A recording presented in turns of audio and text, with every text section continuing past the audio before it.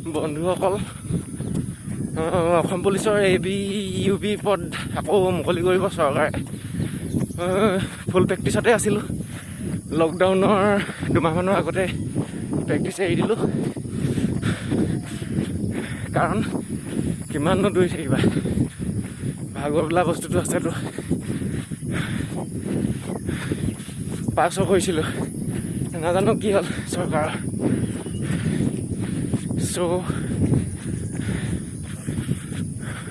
কৈছোঁ কথাখিনি।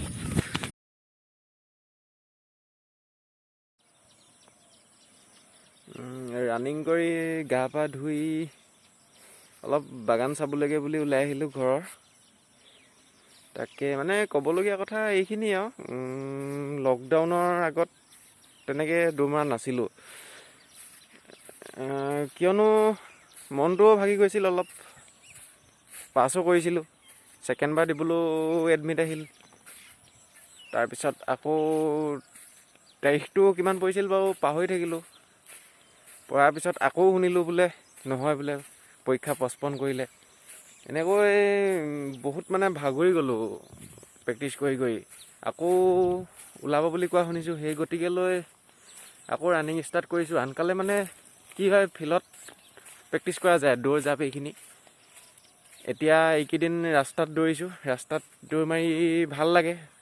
ৰাস্তা পদূলিবিলাকো ভাল হ'ল, আগতকৈ উন্নত হ'ল। সেইবাবে যি নহ'লেও মনত সপোন এটা আছে, অসম পুলিচত কিবা এটা হ'ব বুলি। সেই গতিকে এনেকেই প্ৰেক্টিছ কৰি থকা হৈছে আৰু। বাকী এনেই ওলাই অহা হৈছিল বাগান চাবলৈ বুলি ঘৰৰ।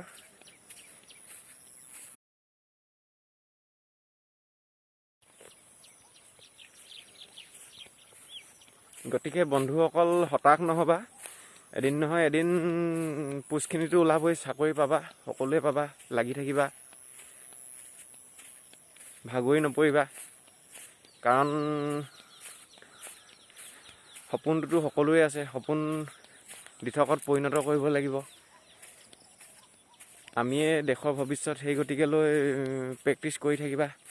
ময়ো কৰি আছোঁ, লাগি থাকিবা। এদিন সফল হ'বা, নিশ্চয় সফল হ'বা এদিন।